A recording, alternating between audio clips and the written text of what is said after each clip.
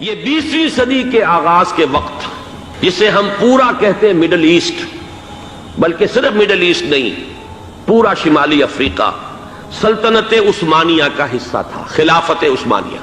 Libya, الجزائر، مصر، پورا حجاز، یمن، پورا عراق، شام، اور یہ شام ہی کے حصے ہیں در حقیقت، اردن اور لبنان، یہ سب یہ شام عرب، عراق عرب، یہ پورا علاقہ خلافت عثمانیہ یہ اس کا حصہ تھا۔ پہلی جنگ عظیم میں انگریزوں نے عربوں کو بغاوت پر آمادہ کیا، غداری پر آمادہ کیا، انہوں نے خلافت عثمانیہ کے خلاف بغاوت کی، بیج بوئے ان کے دلوں کے اندر نفرت کے، ابھارا انہیں، تم ترکوں کے غلام کیوں ہو، تمہیں خود حاکم ہونا چاہیے، تم کھڑے ہو جاؤ، ہم مدد کریں گے، تم بغاوت کرو، تم ان ترکوں کے خلاف ہماری مدد کرو، ہم تمہیں آزاد کر دیں گے، تم اپنے پاؤں پر خود کھڑے ہو جانا۔ یہ بہت ہی ہمارے لیے دردناک المیہ ہے اس پہلی جنگ عظیم کا۔ کرنل لارنس جیسا شخص، برطانوی استعمار، اور اس کے نتیجے میں عربوں نے بغاوت کی۔ اور اس قدر دردناک بات آپ کو بتا رہا ہوں، میں پہلی مرتبہ جب سن 62 میں حج کے لیے گیا مدینہ منورہ میں، ابھی وہ ریل کے انجن کھڑے ہوئے تھے۔ یہ ترکی کے زمانے میں، سلطنت عثمانیہ کے زمانے میں بغداد سے مدینے تک ریلوے لائن تھی۔ یہ پورا ایک عالم سلطنت عثمانیہ، صرف سلطنت نہیں، خلافت عثمانیہ، پوری ٹرینیں جو ہے ترکوں کی اڑائی گئی، ہزاروں ترکوں کو شہید کیا گیا، یہاں تک کہ صحن حرم میں شہید کیے گئے سینکڑوں ترک۔ یہ جرم تھوڑے نہیں ہے، معمولی نہیں ہے۔ آج جس کی سزا مل رہی ہے، معلوم ہونا چاہیے کہ وہ جرائم کون کون سے تھے۔ اب بھی جو لوگ گئے ہیں انہوں نے دیکھا ہوگا، ترکی کا قلعہ موجود ہے اوپر پہاڑی کے اوپر، حرم کا جو سب سے بڑا دروازہ ہے باب ملک عبدالعزیز، اس کے سامنے ایک لائبریری ہوتی تھی، اب تو غالباً وہ بھی گرا دی گئی ہے، اس کے پیچھے پہاڑی پر ترکوں کا قلعہ ہے پرانا، اس پر توپیں موجود تھیں۔ جب بغاوت ہوئی ہے، جو حرم میں آئے ہوئے تھے ترک فوجی، ظاہر بات ہے نہتے، وہ تو نماز پڑھنے آئے ہوئے تھے، ان کو وہاں ذبح کیا گیا ہے، اور ترکوں نے اپنی توپیں استعمال نہیں کی کہ کہیں بیت اللہ کو کوئی اذن نہ پہنچ جائے۔ بہرحال یہ غداری ہوئی ہے پہلی جنگ عظیم کے دوران، اور نہ صرف ترکوں کے، عربوں نے کی ہے۔ جیسا کہ میں نے کہا تھا، دو ہیں سب سے بڑے مجرم، اس میں ہمارے مسلمان پنجابی سپاہی بھی شامل تھے، لیکن اس کے بعد سلطنت عثمانیہ کے ٹکڑے ہو گئے، چیچڑے ہو گئے۔ ایک انگریز نے لکھا ہے یہ جملہ، زہر میں بجھا ہوا جملہ، کہ تاریخ میں یہ بات ثبت ہو جائے گی کہ ایک انگریز نے اس سلطنت کے ٹکڑے کر دیے کہ جو عمر فاروق نے قائم کی تھی رضی اللہ تعالی عنہ۔ یہ پورا عالم، یہ تمام علاقہ کس نے فتح کیا تھا؟ یہ بات ہاتھ بدل گئے تھے، پھر ترک آ گئے، خلافت عثمانیوں کے پاس چلی گئی، لیکن یہ سلطنت تو حضرت عمر رضی اللہ تعالیٰ عنہ کے زمانے سے چلی آ رہی تھی۔ اس کو ایک انگریز کرنل نے، اور اس نے بغاوت پہ آمادہ کر کے عربوں کو اور ترکوں کے پیٹھ میں چھرا گھپوا کر ان کے ذریعے سے اور ٹکڑے کر دیے۔ لیکن جب جنگ ختم ہوئی، اب انہوں نے کہا کہ اب ہمیں آزادی دیجیے، تو اب انہیں معلوم ہوا کہ غداروں کو دنیا میں کیا ملتا ہے، ٹکڑے کر دیے گئے۔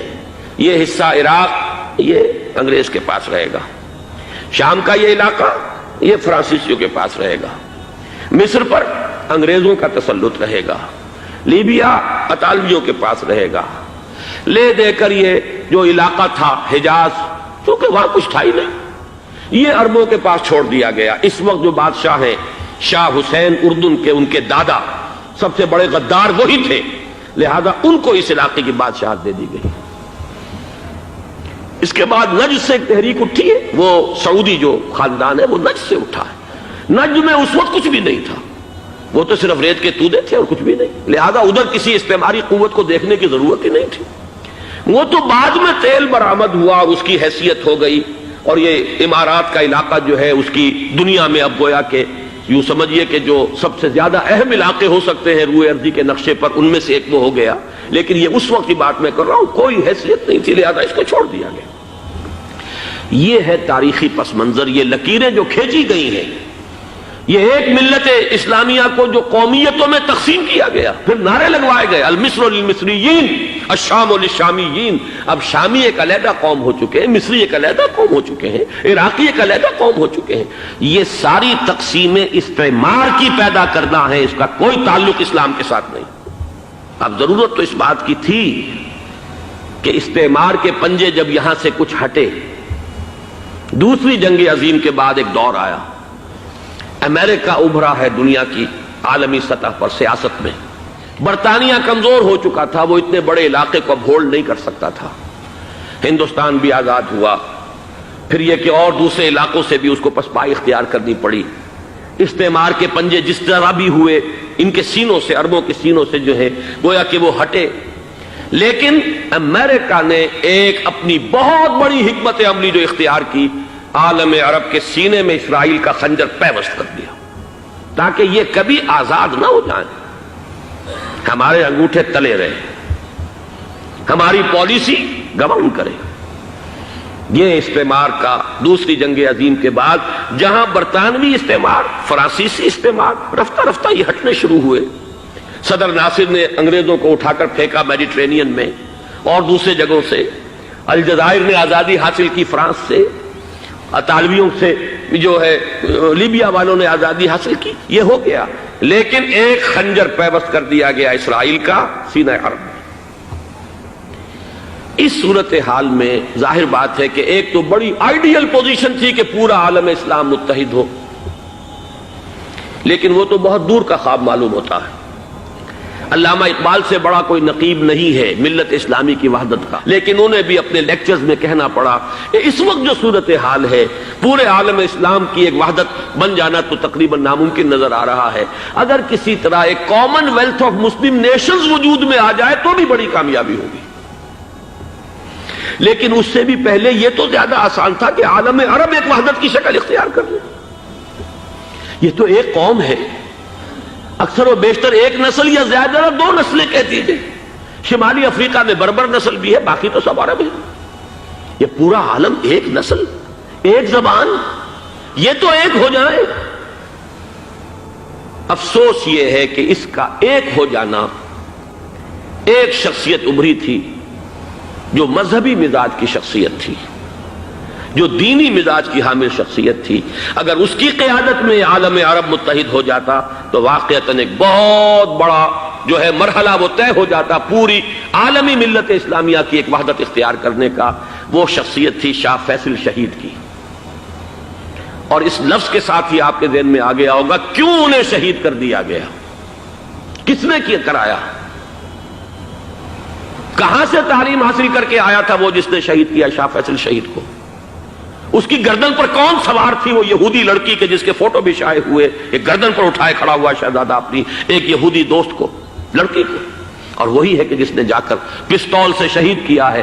جان میں اچھی طرح جان لیجئے، جیسے بارہا میں نے عرض کیا ہے کہ حضرت عمر کو شہید کرنے والا کہنے کو ابو لولو فیروز تھا، لیکن اس کے پیچھے پورا ایرانی نسل پرستی کا جو پورا پس منظر ہے، اسے تو ہر شخص جس کی ذرا بھی نگاہ جو ہے جو صرف منظر کو نہ دیکھ رہی ہو، پس منظر کو بھی دیکھنے والی ہو، وہ تو جان دے گی کہ ابو لولو فیروز ایک فرد کا نام نہیں تھا، وہ ایران کا انتقام تھا عالم عرب سے.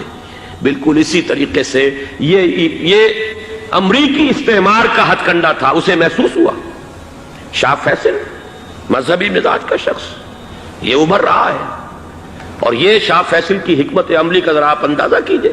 لاہور میں سمٹ کانفرنس ہوئی، اس میں وہ آئے، اور وہ گویا کہ ایک بہت ہی جس کو کہا جائے کہ ایک بہت ایلڈرلی، ایک بزرگانہ ایک شخصیت جو ہے، اور انہوں نے اپنے دولت کے دروازے، عرب میں وہ مشہور تھے کہ نہایت خسیس اور بخیل انسان ہے، اس لیے کہ وہاں وہ خرچ کرتے تھے حساب کتاب کے ساتھ، لیکن ان کے خزانے کھلے ہوئے تھے عالم اسلام کے لیے. ادھر بھی مدد ہے، ادھر بھی مدد ہے، ادھر بھی کام ہو رہا ہے، ادھر بھی کام ہو رہا ہے. پھر انہوں نے تیل کا ہتھیار استعمال کر کے ایک دفعہ امریکہ کو دن میں تارے دکھا دیے تھے. لہذا ان کا ہٹایا جانا سین سے یہ امریکی استعمار کے لیے لازم تھا.